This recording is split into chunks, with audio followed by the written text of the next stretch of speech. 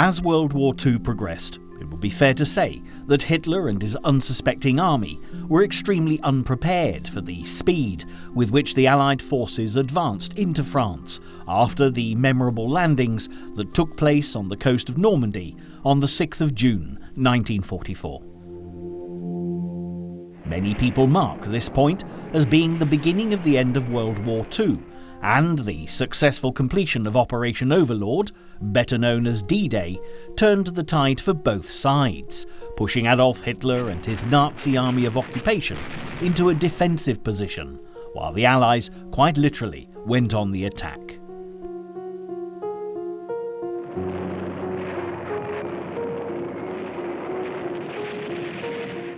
Despite the most appalling weather conditions, this was the largest ever invasion to take place in a single day, as more than 130,000 Allied soldiers landed on the Normandy beaches, codenamed Utah, Omaha, Gold, Juno and Sword. The remarkable success of the invasion owed a great deal to the meticulous preparation and utter secrecy that characterized every detail of the operation. After years of planning, the British, American and Canadian troops charged with the liberation of France managed to completely surprise the Germans, not just those in defensive positions along the Normandy coastline, but also Hitler and his officials back in Berlin. They'd been convinced that the expected Allied invasion, when it came, would be from Dover to Calais, and that it couldn't possibly happen in such terrible storms, which meant that even the German commander Erwin Rommel, who was in charge of preparing for the anticipated attack, went home to celebrate his wife's birthday. The role of British intelligence had been crucial, not least because they'd worked so closely with the French resistance to prepare the way. For the people of France, the years of Nazi occupation had robbed them of so much, and the bravery of the resistance was a testament to the fact that their spirit had never been broken. As the 1st Airborne Division had arrived to secure Pegasus Bridge just a matter of hours before the D-Day landings, the delighted French, who were the first to be liberated, were so pleased to see the Allies that they gave them a hero's welcome, and at the local cafe, the champagne that had been buried in the garden for safekeeping throughout the German occupation was dug up so they could celebrate in style.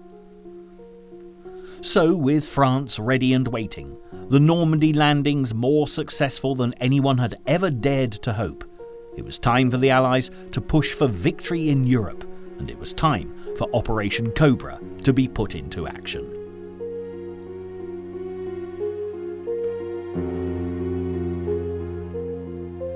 Pushing from the beachheads, the American General Omar Bradley was in command of Operation Cobra, alongside fellow US General George Patton, and from Britain, General Bernard Montgomery. As July 1944 drew to a close, Cobra succeeded in breaking through the German lines, opening up a dash across France, which progressed into the autumn, hindered not by German defences, but ironically by a lack of fuel. Nevertheless, when Bradley announced that Cobra had struck a more deadly blow than anyone had dared imagine, he was evidently delighted with what had been achieved. However, it wasn't all quite such good news, particularly as the Allies failed to move at the speed that had been hoped for. Between the 12th and 21st of August 1944, they struggled to close the Falaise Pocket, an area between the French towns of Troon, Argenton, Vimoutiers and Chambois. Effectively, they should have been able to trap and capture large numbers of German soldiers, but it took so long to close the pocket that more than 100,000 Nazi troops escaped to fight another day.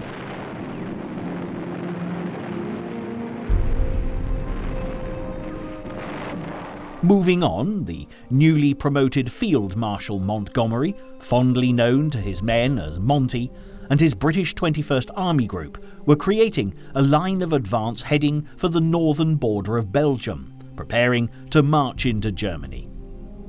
The US 12th and 6th Army Group were also setting up a push towards German territory in the south of France. With the troops in place, it was time for action, and the method of advance was fiercely debated.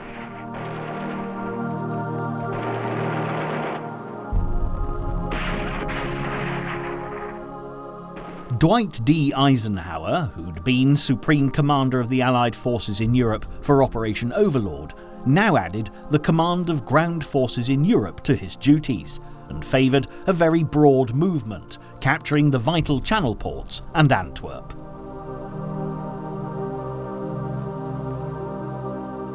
The commanding role, post-D-Day, was one Montgomery had hoped to secure for himself, but with such a predominance of American troops in action in France, it was felt that a US commander would be more successful than a British one. Montgomery was also notorious for being rather awkward to give orders to, and there was undoubtedly antagonism between him and the American generals Bradley and Patton. Not surprisingly, Montgomery had a different point of view to Eisenhower, believing that short, sharp, concentrated thrusts across the River Rhine, keeping the different sections of the Allied forces separate, would be a more efficient and effective way to proceed.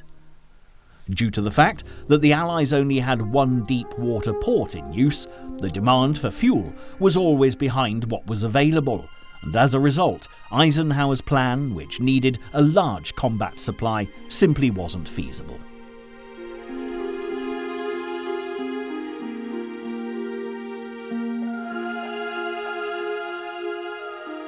One of the main natural barriers into Germany was the River Rhine on the Dutch-Belgian border.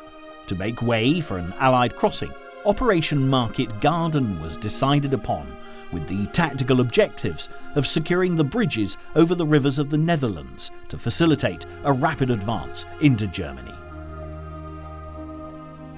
This operation relied heavily upon the use of both large-scale airborne assaults and a blanket cover of ground forces.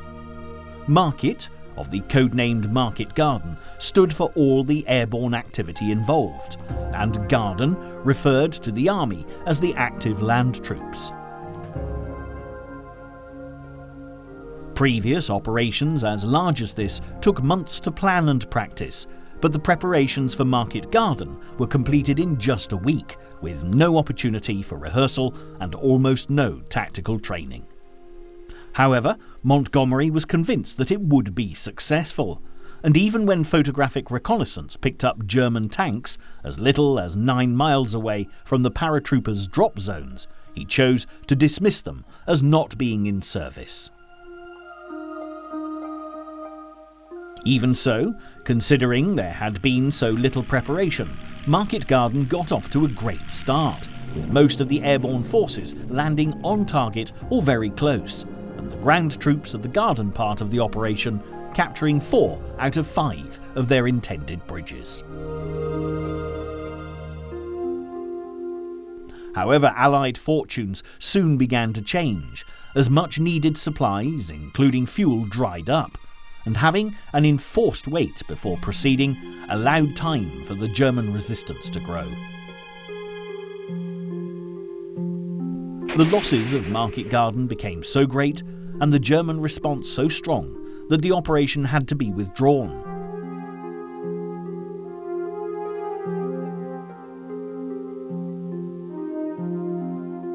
And with up to 20,000 Allied casualties, it was far from being the success that Monty had been so sure of.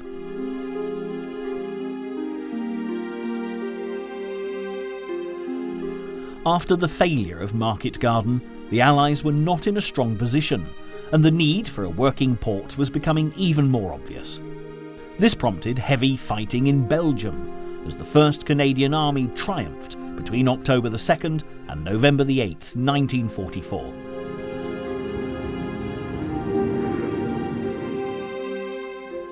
The 5 weeks of battling with a very strong German defence did eventually secure a victory that opened up the vital port of Antwerp for Allied shipping.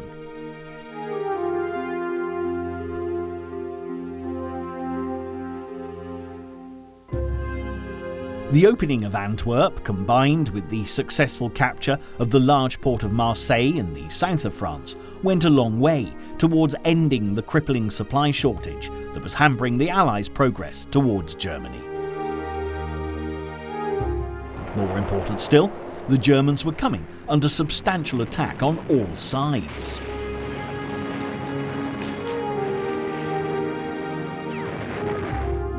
On the Eastern Front, the Soviets were pushing the Germans back towards their homeland, and the battles were bitter and hard fought, with the Russians inflicting terrible casualties on the retreating Nazis. The brutal treatment of Russia by Hitler's invading armies earlier in the war was now being revisited on the perpetrators, and the Germans were on the run.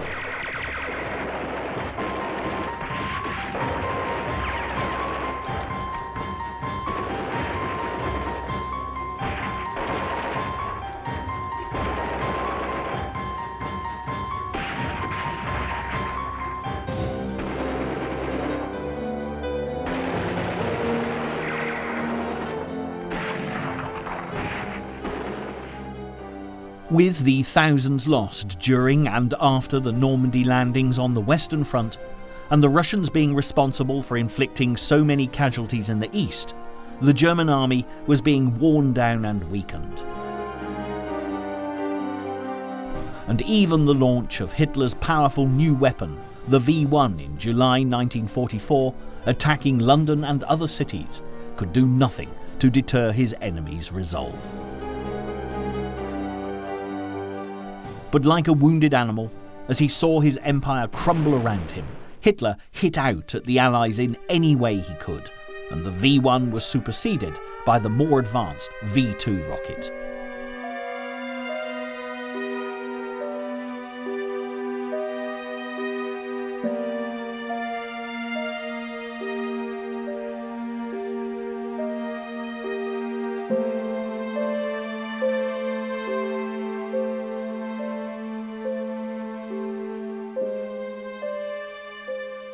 This was the single most expensive project of Hitler's Third Reich.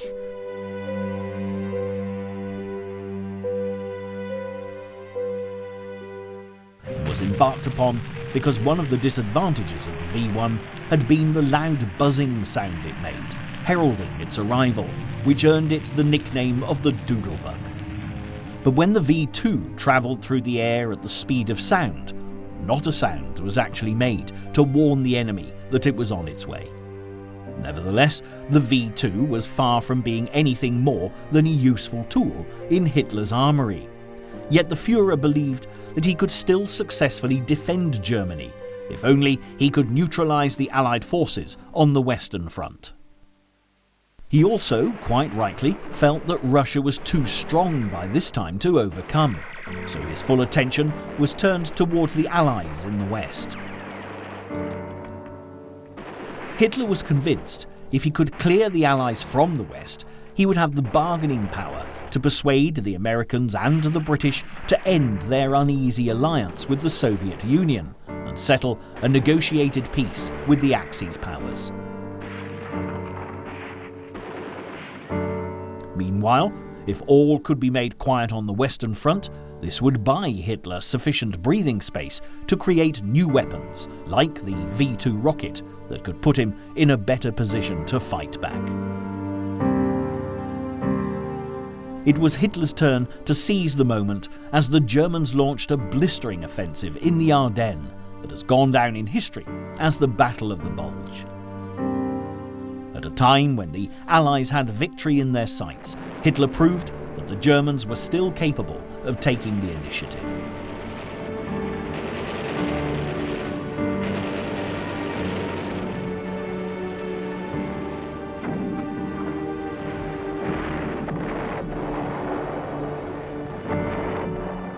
The planning for the attack was conducted in the greatest detail, and secrecy was the absolute key. In order to stop the Allies intercepting information, ground troops and vehicles were only moved at night, and radio transmissions were kept to an absolute minimum.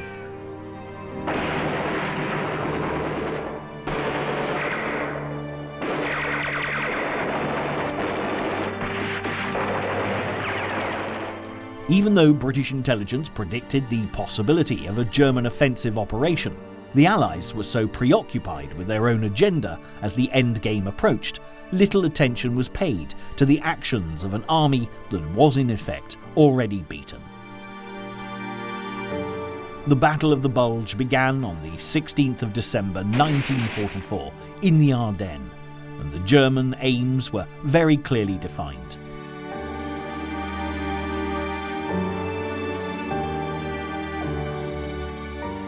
Firstly, they were to clear as much of the area as possible and then advance northwards to take back the critical port of Antwerp, which was so important to the Allies. Once these objectives had been achieved, the second part of the plan would then use a strategic movement to encircle the Allied troops, just as had been so successful all those years earlier in 1940 on the beaches of Dunkirk.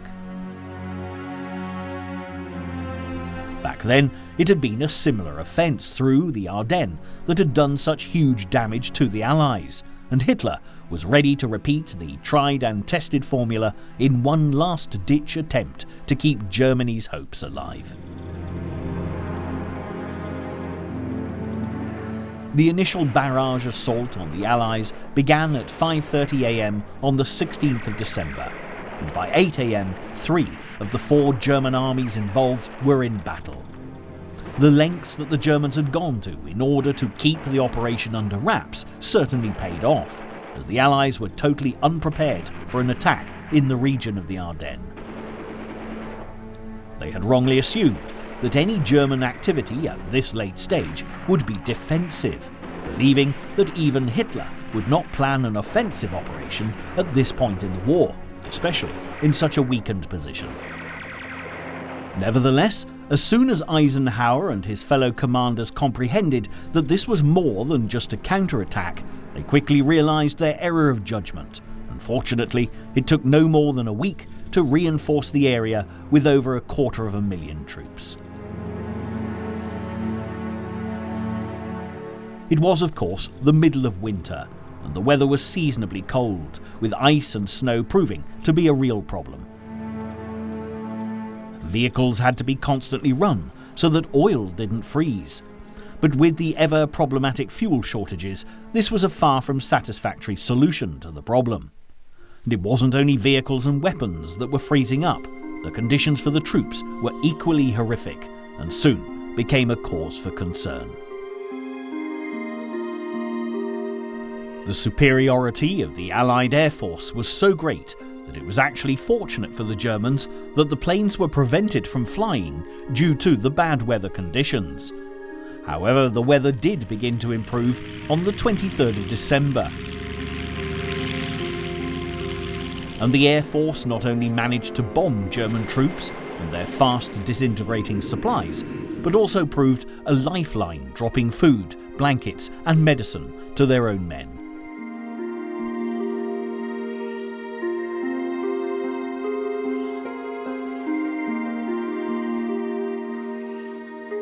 Yet even after sustaining such losses, the German army continued to fight back and took many prisoners of war.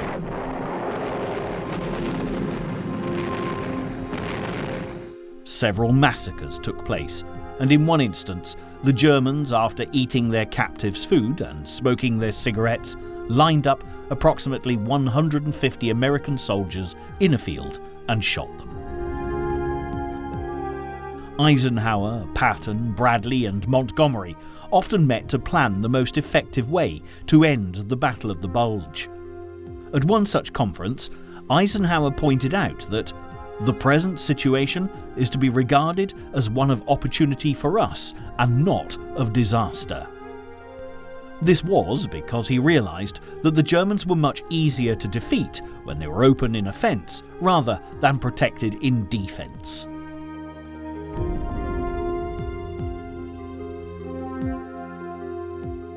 The relationship between Montgomery and his fellow American commanders had always been subject to elements of resentment, dating all the way back to the North African campaigns of 1942. And of course, the fact that the American generals he had in the past antagonised, most notably Omar Bradley and George S. Patton, were key figures in the Battle of the Bulge, made matters even more difficult. As the Battle of the Bulge continued into the new year of 1945, Eisenhower ordered Montgomery to go on the offensive.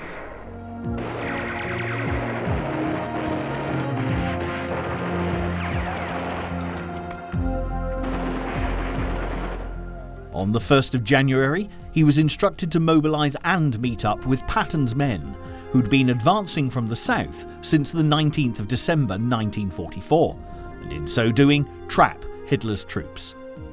But Montgomery refused to put his men into a situation for which he claimed they were unprepared, and didn't begin his attack until the 3rd of January, by which time many German soldiers had been able to escape.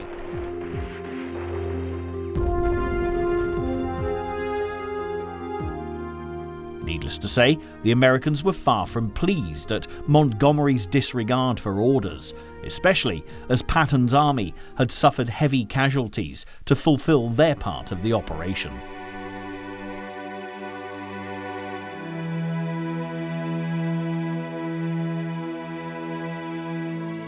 For the Allies, the majority of whom were American troops, the Battle of the Bulge was one of the bloodiest of the entire war.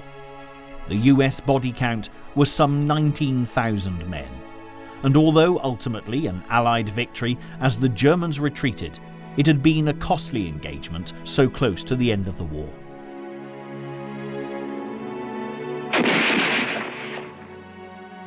Hitler withdrew his troops from the Ardennes on January the 7th, and although the Battle of the Bulge didn't officially end until the 25th of the month, on the very day that the Germans started their retreat, Montgomery was responsible for causing a huge row within the Allied camp. In a press conference after the battle, Montgomery was quick to take the credit for the success of the operation, quoting it as being one of the most tricky he'd ever handled, with no reference to the major part played by the American generals, while conveniently brushing over his own failure to follow orders. Both Patton and Bradley were understandably furious. Montgomery, who still believed he should be made commander of the ground forces in Europe, seemed oblivious to the resentment he'd caused. So Eisenhower had a very difficult situation to handle. With the push for Berlin now imminent, he needed his commanders working together. But Bradley and Patton threatened to resign if something wasn't done about Monty. Eisenhower showed his true leadership qualities by somehow persuading Montgomery to apologise, and a working relationship was restored, even if it was never destined to be particularly harmonious.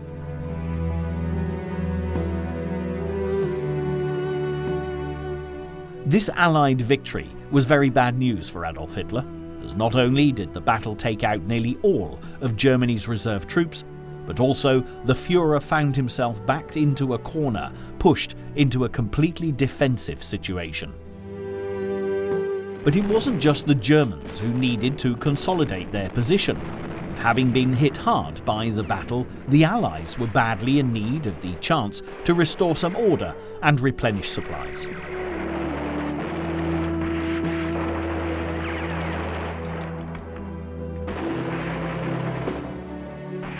Amazingly, this was all done in only a matter of weeks, and it wasn't long before the race for Berlin was fully mobilised.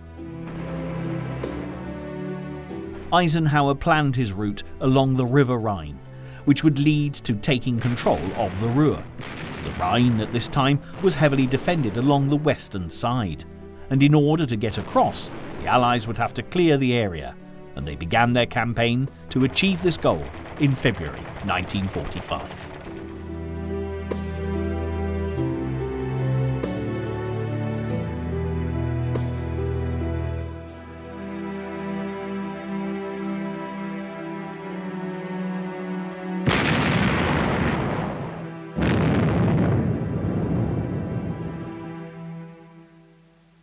But the Western Allies were not the only ones with their sights set on Berlin.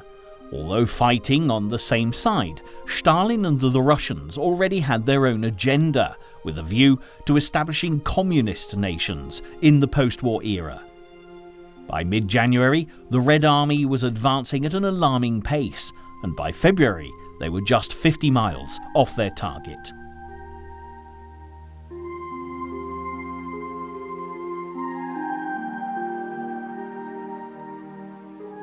Fearful that Stalin would exploit the political advantage of reaching Berlin first, Churchill in particular believed that the matter needed careful consideration. Because the Western Allies were experiencing less resistance than the Russians were, there was a very good chance that they could get there first, and Churchill advocated pushing for Berlin before the Soviets got there.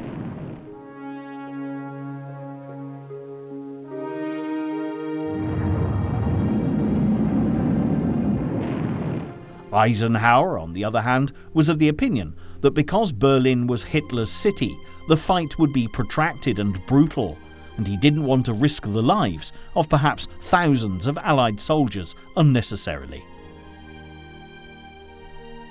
With an eye on the bigger picture, Eisenhower also believed it was important to keep Stalin on side, and he knew that offering the Russian the grand prize of Berlin would help to ensure Soviet cooperation. Much to the vexation of Churchill, supported by Field Marshal Montgomery, Eisenhower trusted his own instincts and gave the Soviets the honour of taking Berlin, while the Western Allies concentrated on the northern areas of Germany.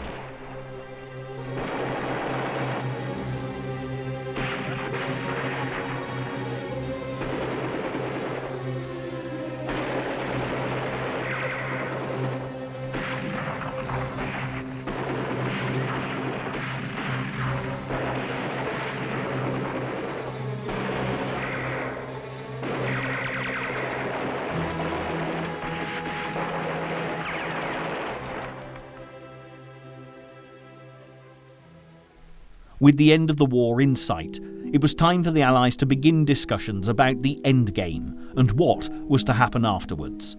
The Malta Conference began on the 30th of January 1945 between the Americans and the British.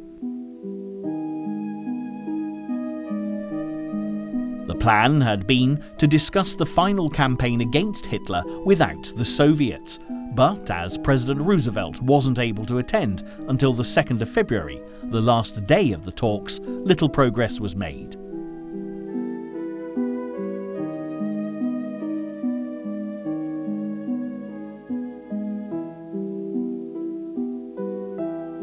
The issue of how to help the victims of the Holocaust who'd been displaced around Europe was raised, but this was put on the agenda for the next scheduled meeting of the Allies at the Yalta Conference, to which the Soviets were invited.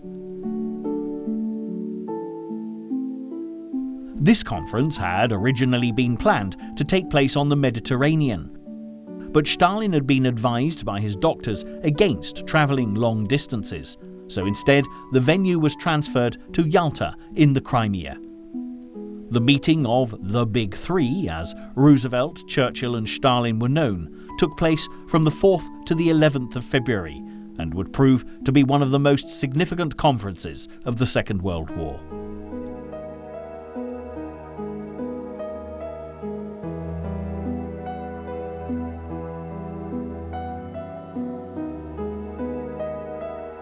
Ironically, while diplomacy ran its course, the Red Army were very close to Berlin, so Stalin felt himself to be in a very strong position when it came to dictating terms.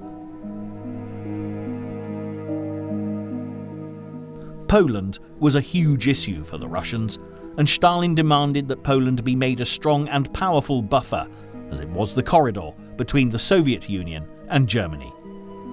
The Russian leader gave his word that free elections would be put in place, and it was agreed that Poland would receive territorial compensation from Germany, while the Soviets would be allowed to keep the Polish territory they'd snatched earlier on in the war. President Roosevelt's main aim at the conference was to ask for Russian help with the war the Americans were fighting with Japan in the Pacific. The now ailing American president wanted to invade Japan, but needed greater support, and Stalin agreed to enter into this battle within 90 days of defeating Germany, although Churchill was far from comfortable at the prospect. Another major area of discussion was the plans for German occupation zones once the war was over. It was agreed that control of Germany was to be split 3 ways between the Americans, Great Britain and Russia. Berlin was also to be split into 3, even though the German capital fell in the Russian zone. As the talking continued, it was by this point evident that an Allied victory was inevitable. German communications were breaking down, and their supplies were insufficient for them to be able to defend themselves against the Red Army and the Western Allies advancing across the Rhine.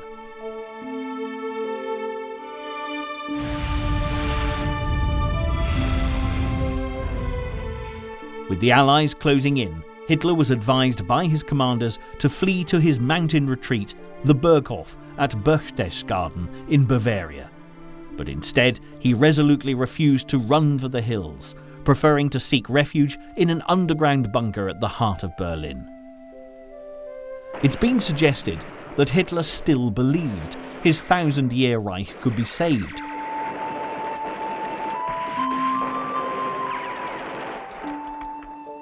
And when Joseph Goebbels, his loyal Reich Minister of Public Enlightenment and Propaganda, informed him of the death of President Roosevelt, he felt he was given a glimmer of hope.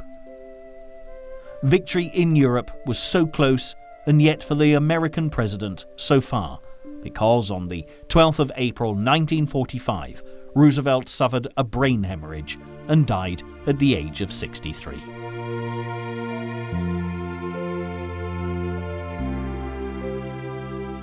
The grand funeral procession that took place in Washington before Roosevelt was finally laid to rest was a mark of respect to a man who'd fought so hard for world peace.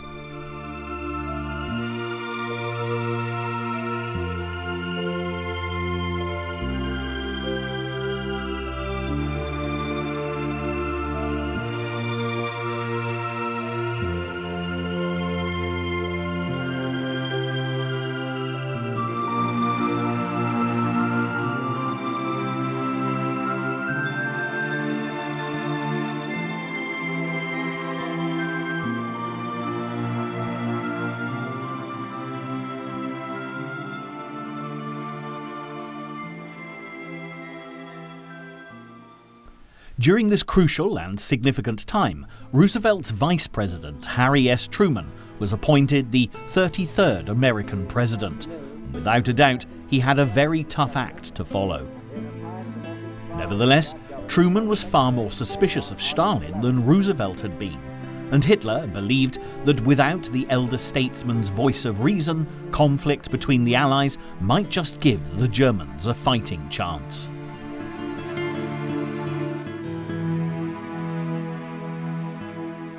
But the Allies had come too far to falter now, but in these final days of the war in Europe, their actions were on occasion controversial.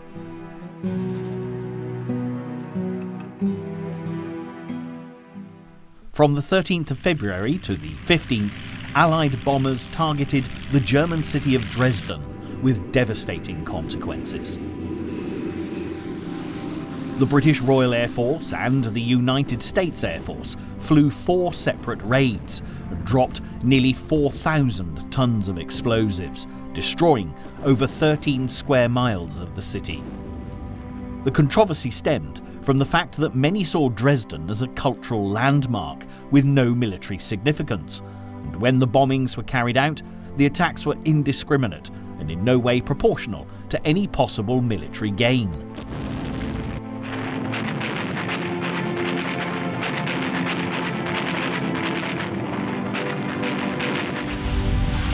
Inflicting an estimated death toll in the region of 40,000, the bombing of Dresden has gone down in history as one of the worst examples of civilian suffering and was actually considered by some to be a war crime.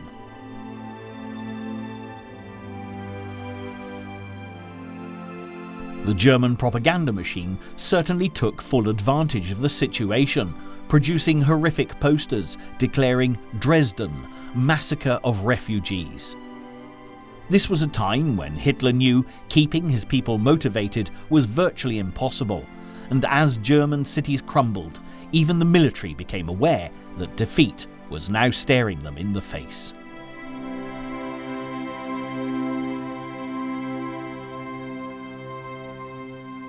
Even so, the tenacity and determination of many German soldiers to fight to the last man meant that the Allied casualties continued to rise.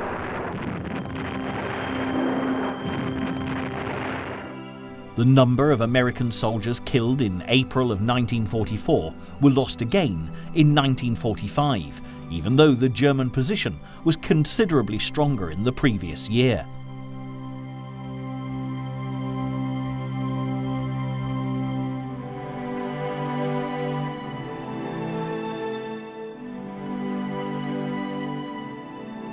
Literally, the Nazis had nothing to lose. Many faced trial as war criminals, and the retribution likely to be visited upon them by the advancing Russians made the prospect of death in battle the lesser of all evils. As the Allies marched towards Berlin from all directions, the true horrors of Hitler's regime, even in his own country, were daily revealed, and the concentration camps that had been such a crucial part of the Nazi operation to maintain control in Germany were finally liberated. In the first instance, intended to hold Hitler's political opponents from the early 1930s onwards, the Nazis soon expanded their use of concentration camps throughout the territories they occupied across Europe.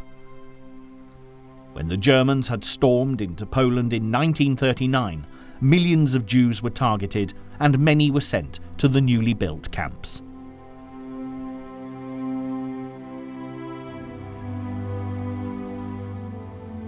This was all part of Hitler's master plan to eliminate all those he considered undesirable, as he sought to create a race of purebred Aryans. But it wasn't just the Jews singled out for such barbaric treatment. Communists, gypsies, homosexuals, people with disabilities, those of ethnic origin, and even Freemasons were sent to concentration camps, and one of the most poignant stories of this period of liberation is that of the American arrival at the Buchenwald camp.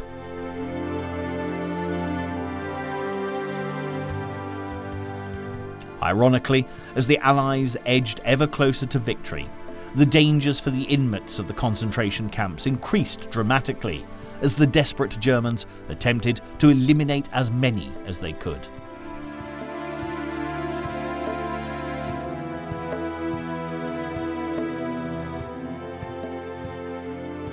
At Buchenwald on the 8th of April, the Germans started to evacuate their prisoners, but a Polish POW who'd built a secret radio sent out an SOS message to the Allies. It was picked up by the Americans, who replied that they were on their way. So, heartened, the remaining inmates stormed the camp, killed the guards, and waited to greet their liberators as heroes when they arrived on the 11th of April.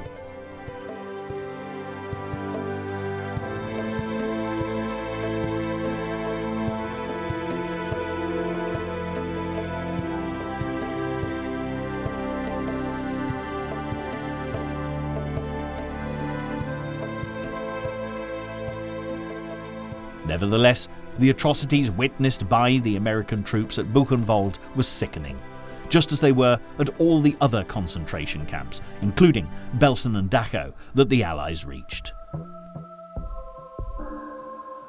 News of the Buchenwald was quickly relayed to Eisenhower, and he immediately arranged, along with Generals Omar Bradley and George S. Patton, to visit the scene of these appalling crimes against humanity. They arrived on the 12th of April, and after seeing what had happened for himself, he ordered every American soldier in the area to observe the devastation, to remind them exactly what they were fighting for.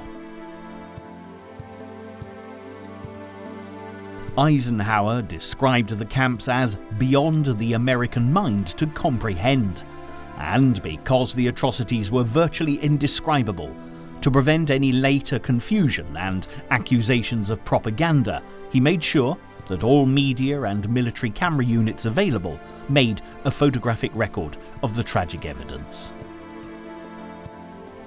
The writing was now on the wall. The Allies were into their final push, and Hitler's mental state began to deteriorate as, in desperation, he demanded that the Germans destroy their homeland before the invading forces could.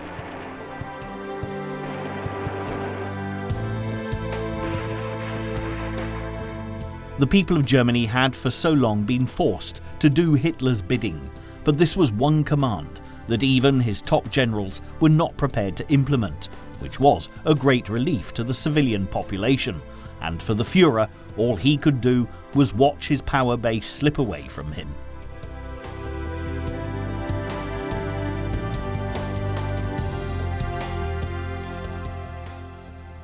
The battle for Berlin was now on, and the Russians, who'd been preparing for this moment since January 1945, when they began their journey from Warsaw in Poland, made ready to finish the war that Hitler had started.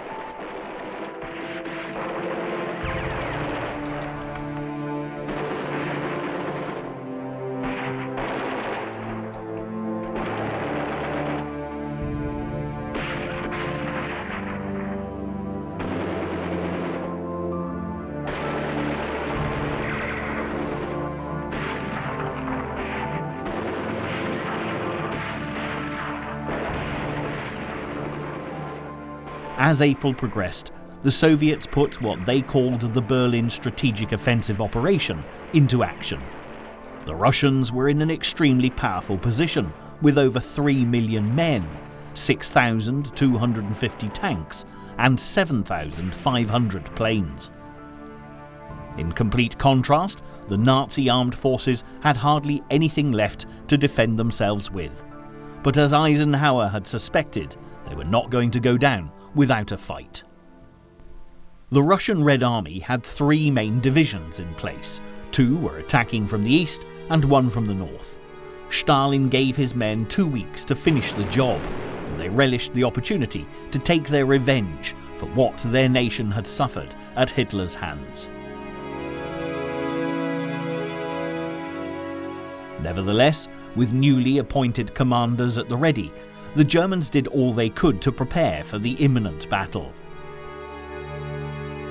General Gotthard Heinrici developed tactics for protecting Berlin, concentrating on defending with his top divisions in order to have the best chance, as the Germans were outnumbered 3-1 by the Russians.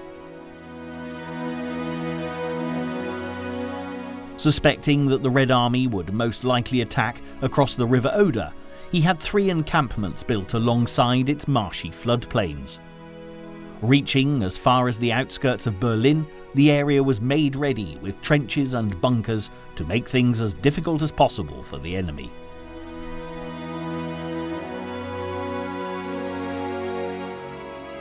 Fortunately for the Germans, as expected, the Red Army's initial phase of attack was across the River Oder, and the ensuing battle that commenced on the 16th of April 1945, lasting 4 days, ironically, didn't go well for the Russians.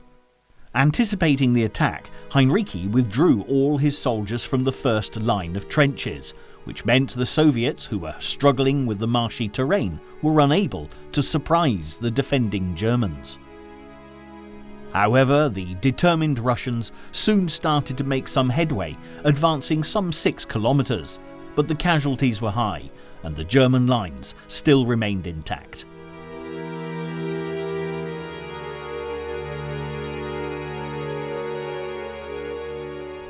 In fact, it wasn't until the Russians attacked from the south that the German defences began to give way. By the 19th of April, the Red Army had made the breakthrough that they so desperately needed, and all that lay between the Russians and Berlin were broken fortifications and a desperate nation on the brink of defeat.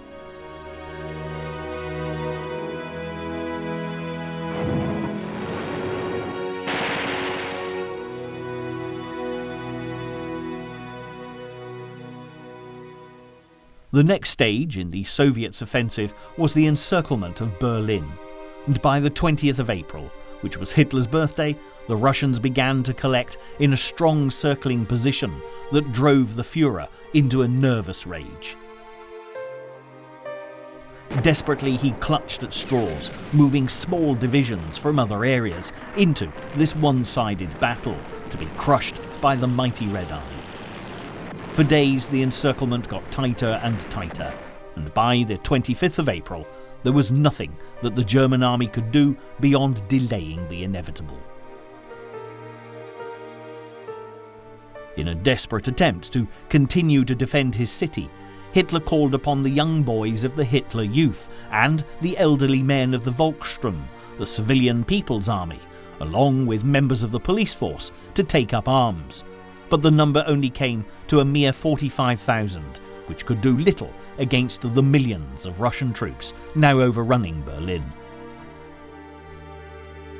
The Soviets moved into the city on the 29th of April. But before the operation could be completed, the Russians needed the roads and bridges of Berlin to be repaired, so that the artillery supplies could be delivered. And once done, even Hitler had to face facts. His dream of a 1,000-year Reich now lay in ruins, as did Berlin, and with defeat looming larger by the hour, there was only one option the Führer was prepared to consider. As the Russians secured Berlin, shortly after making his final will and testament, Hitler married his long-term mistress, Eva Braun. His affair with Eva had been kept a secret, as Hitler felt it would upset his adoring female followers. But in these final hours, the couple became man and wife.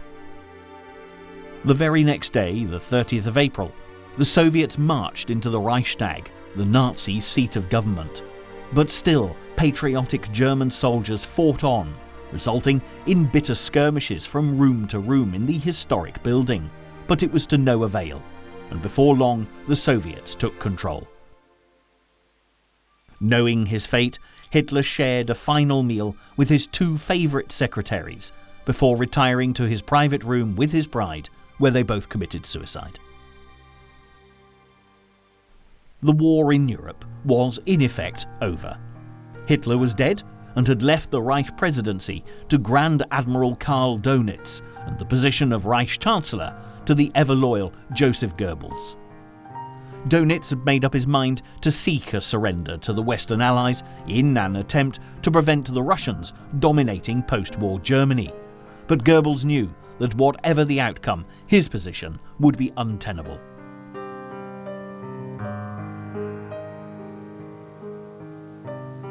As many German officers made their escape from Hitler's bunker, Goebbels summed up his thoughts with alarming clarity.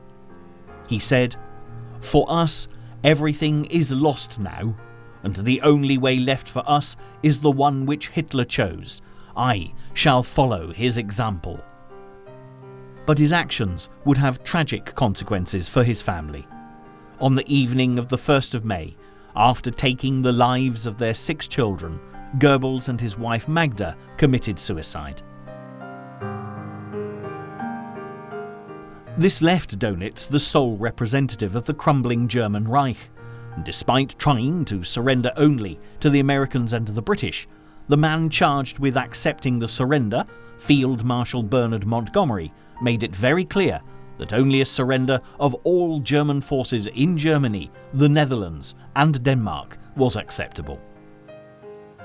So it was that on May the 4th, 1945, in a military tent on the Lüneburg Heath, 3 generals and 2 admirals sat awkwardly as Montgomery, in characteristic style, made the most of the historic occasion, taking at least half an hour to dress.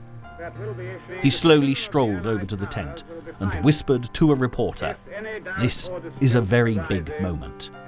It most certainly was, and with an air of pride, Montgomery read aloud the terms of the surrender. That is the text of the instrument surrender, and the German delegation. The surrender would take effect from 8 a.m. on the 5th of May 1945. And even though there were still pockets of fighting, while the RAF were continuing to carry out attacks on the German U-boats, the war in Europe was at last over, and it was time to look to the future. The main instrument of surrender was signed 2 days later, on the 7th of May, at Rheims in France. This unconditional surrender of all German armed forces took effect at 23:01 hours Central European Time on the 8th of May 1945. After signing, General Alfred Jodl of the German High Command asked that the Allies treat his fellow countrymen with respect. But after the way the Nazis had conducted the war in Europe, promoting reconciliation between the nations, particularly those who'd suffered years of German occupation, was never going to be an easy task.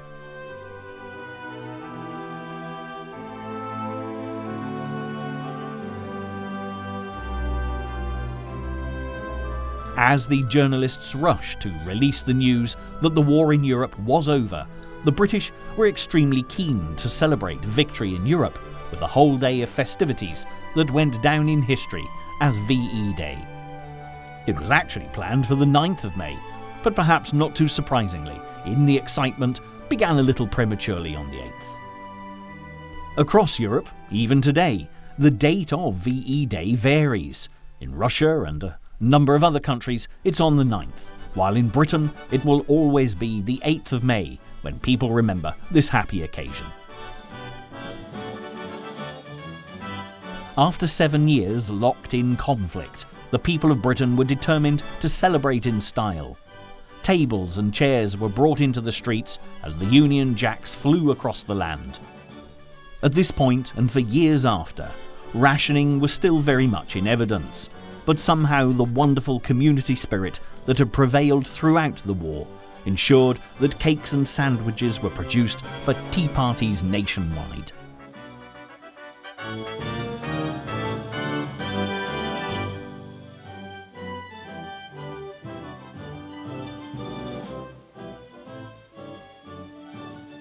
From tiny villages ringing their church bells to the swarming, cheering masses gathering in the centre of London, a carnival atmosphere was apparent everywhere. People filled the streets of the great city, from Trafalgar Square, down the Mall, and all the way to Buckingham Palace.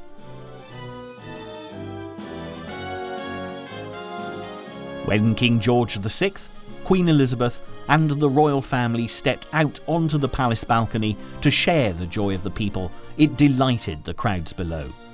And when Winston Churchill, the British Prime Minister who'd been so instrumental in leading Europe to victory, was invited to join them, the ecstatic cheers were deafening. Winston Churchill, as ever, was eloquent in summing up what had happened, and they were words that everybody wanted to hear. The German war is at an end. Advance, Britannia. Long live the cause of freedom. God save the King.